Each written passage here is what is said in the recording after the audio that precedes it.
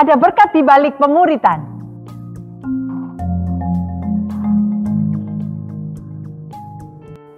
Menjadi murid Kristus tidak hanya memberikan status yang baru sebagai anak Allah dan ciptaan baru, tapi juga kesempatan emas untuk hidup dalam nilai-nilai atau prinsip kerajaan Allah. Dalam hal inilah gereja sebagai keluarga rohani juga berfungsi, yaitu untuk menanamkan prinsip hidup kerajaan Allah. Mengapa memiliki prinsip hidup kerajaan Allah ini penting? Karena dengan berpegang pada prinsip tersebut, maka apapun yang terjadi, baik atau buruk, dalam kelebihan atau kekurangan, kita pun akan kembali mengarahkan fokus pada Kristus. Nah, prinsip hidup utama murid Kristus ada dua. Yang pertama adalah kasih. Matius 22 ayat 37-40 berbunyi demikian.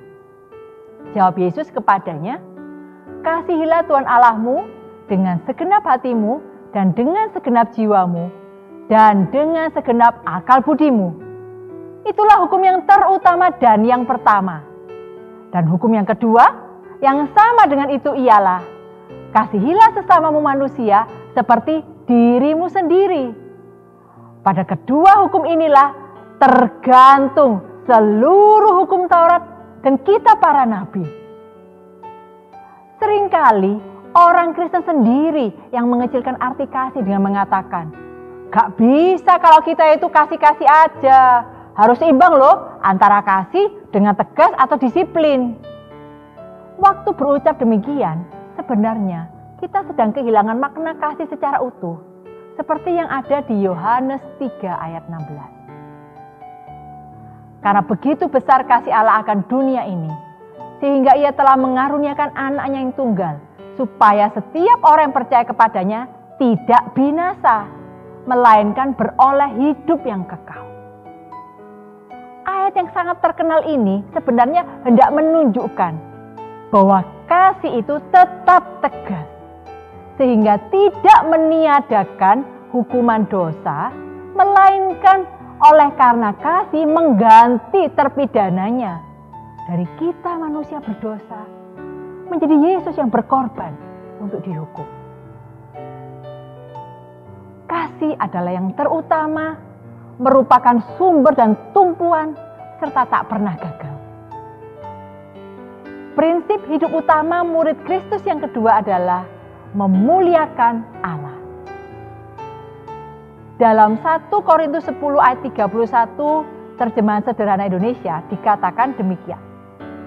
Saya menjawab, apa saja yang kita lakukan, baik itu makan atau minum atau hal yang lain, lakukanlah itu untuk memuliakan Allah.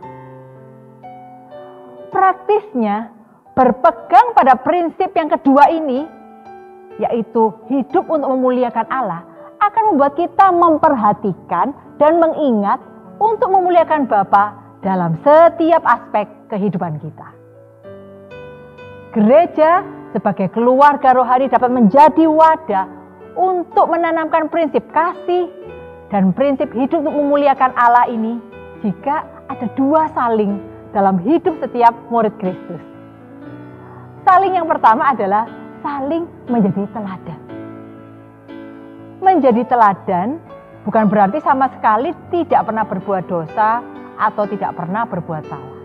Melainkan menyadari bahwa status kita adalah bebas dari dosa dan salah. Tapi kita masih bisa berbuat dosa, masih bisa berbuat salah. Sehingga kita justru segera bangkit setiap kali bersalah, setiap kali berdosa, untuk kita segera kembali juga kepada status bebas itu.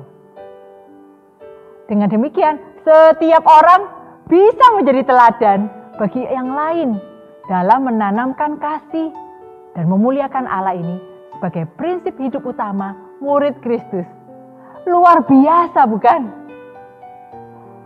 Saling yang kedua adalah saling memberi nasihat. Mendengar kata nasihat, apa ya yang terbayang dalam benak saudara?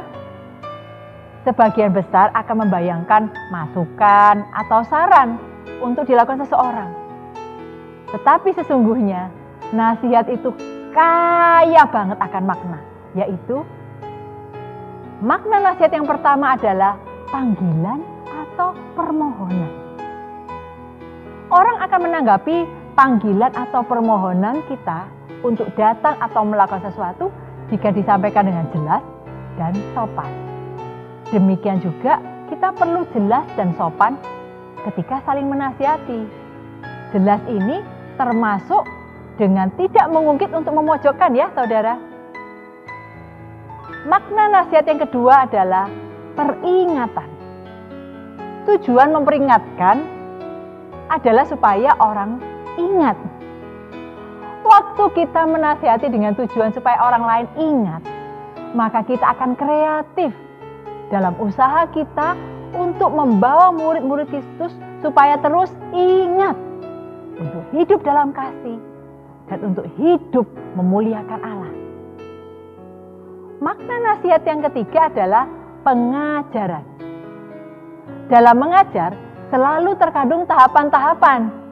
Tidak bisa semuanya disampaikan sekaligus. Karena itulah dalam menasihati kita pun perlu bertahap serta memperhatikan kesiapan orang yang mendengarnya. Kalau bertahap dan orangnya siap, maka nasihat berupa pengajaran itu akan dapat diterima dan mengubah hidupnya. Makna nasihat yang keempat adalah penghiburan yang meyakinkan dan menguatkan.